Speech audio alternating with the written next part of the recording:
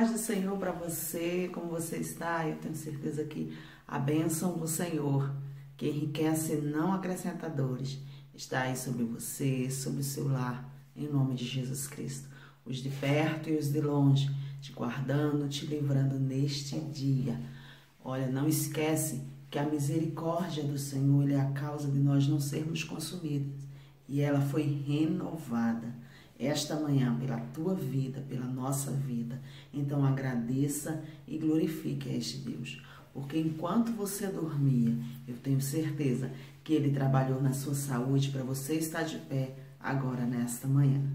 Vamos a mais uma aula? Pois é, a aula de hoje é sobre medo.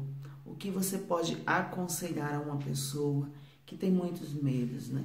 Medo da vida, medo do futuro, medo das coisas que podem vir sobre ela, sobre sua casa, sobre sua família. O conselheiro cristão, o conselheiro bíblico, ele sempre encaminhará a solução para a palavra do Senhor. O que é que diz a palavra do Senhor? O mundo está mal, a gente sabe, muitas coisas ruins acontecendo, a violência está imperando, mas as pessoas que servem a Deus, ela tem que ter a segurança, a garantia que Deus guarda, livra, cuida, ok? Então, no aconselhamento, você primeiro tem que entender quais são as coisas que estão no coração da pessoa. O coração do homem é enganoso. Muitas vezes, ele leva a pessoa a acreditar nas desculpas que a própria mente e o coração dá para a pessoa. Então, são nas perguntas que você vai conseguir mostrar para a pessoa que o coração dela está enganoso. Então, no aconselhamento, você já sabe a escuta atenta, é fazer perguntas, é entender exatamente o que está se passando com a pessoa.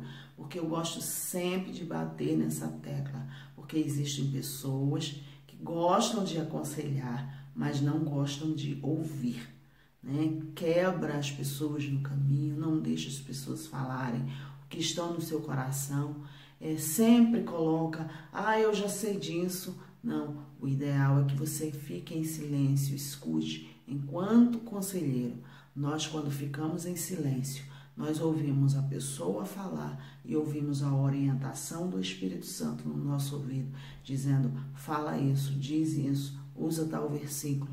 Então, o ideal para você que gosta muito de aconselhar, mas não consegue se concentrar, é tentar cada dia ficar sempre mais em silêncio, para ouvir mais. Muitas vezes as pessoas dizem, Deus não fala comigo, eu não consigo ouvir a orientação na minha vida. Por quê? Porque às vezes fala demais. Na oração também, ora, mas não espera a resposta. E é assim, na nossa vida a gente precisa falar menos e ouvir mais. São dois, né? Então, no aconselhamento, a mesma coisa. Escute a pessoa e direcione. Se é sobre medo, você tem que descobrir quais são as causas. Se realmente é algo que ela precisa vigiar, por exemplo, nós sabemos que existem precauções que estamos na Terra e precisamos tomar. Medo, às vezes, é um perigo imaginário ou real. Então, coisas naturais da vida, a gente precisa sim sentir um pouco de medo, senão a gente, por exemplo, se joga do prédio sem medo, anda na escuridão, faz coisas que não deve fazer, porque, eu não tenho medo de nada. Não, existem medos de precauções. Por exemplo, fechar a porta da minha casa à noite, né? Não sair à madrugada sozinho, só se for uma emergência, uma necessidade. Precauções, né, que a gente deve tomar na vida. E isso não é baseado só em medo, é porque a gente precisa ter uma real imaginação do perigo, porque a gente vive nessa terra e a gente sabe que aqui neste mundo, a cada dia mais, o perigo se assola. Mas a gente não pode deixar, quando você estiver aconselhando a pessoa, explicar que esse medo tome conta a ponto da pessoa deixar de viver, né? A ponto de não conseguir viver na terra. Eu tenho medo de avião, então eu jamais vou viajar. Eu tenho medo de andar de carro, então não vou dirigir. Eu tenho medo de sair à noite, então não posso ir para os cultos. Eu não posso ir para festas, eu não posso ir para nenhum lugar, porque quando eu saio à noite eu fico com medo. Eu já tive um atendimento, um aconselhamento, que a moça tinha medo de orar pela madrugada, né? Eu tenho medo de orar pela madrugada, eu fico pensando que alguém pode vir me atacar, ou na região celestial possa estar havendo alguma coisa e os meus olhos veem. Então isso aí são medos que não são naturais, né? Que pode fazer com que a pessoa paralise, porque o medo paralisa a pessoa.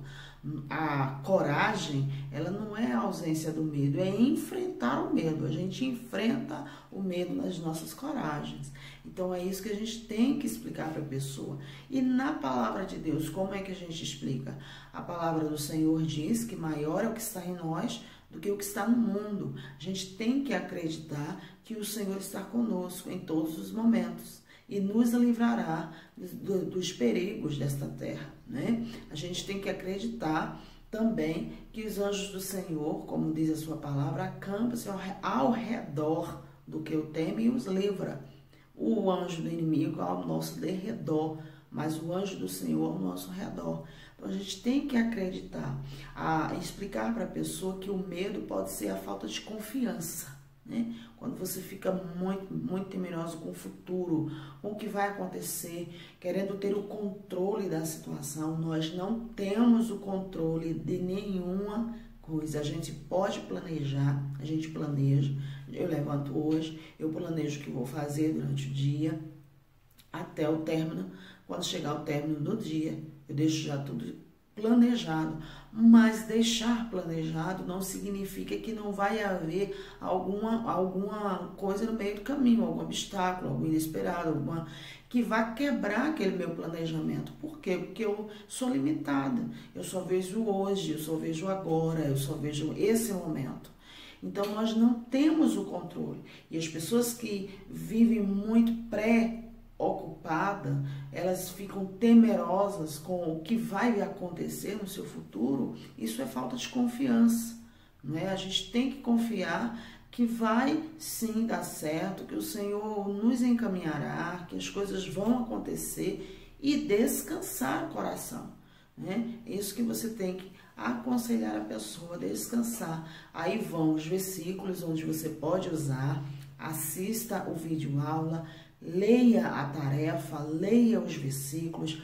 Hoje em dia, muita gente temeroso nesta terra, né? Tá aí agora esse pane do coronavírus, né? Que nem aula vai ter por esses dias. Então, assim, aqui em Brasília. Então, a gente sabe que isso causa algum temor, mas esse temor, ele não pode entrar no nosso coração a ponto de tirar a nossa fé. Você que estiver aconselhando uma pessoa tem que explicar isso. Pessoas que têm medo da enfermidade, né? Você tem uma espinhazinha no rosto e aquele medo faz você gerar como se fosse um câncer. E você fica ansioso, preocupado com aquilo, pensando o que será isso, né? E muitas vezes não é nada demais, é algo passageiro, mas o medo faz as coisas ficarem 100% demais. E o inimigo, ele sabe disso e ele atua exatamente nas áreas que a pessoa tem medo. Jó, a Bíblia diz, né, que ele se levantava todas as manhãs para orar pelos seus filhos, para clamar pela sua família.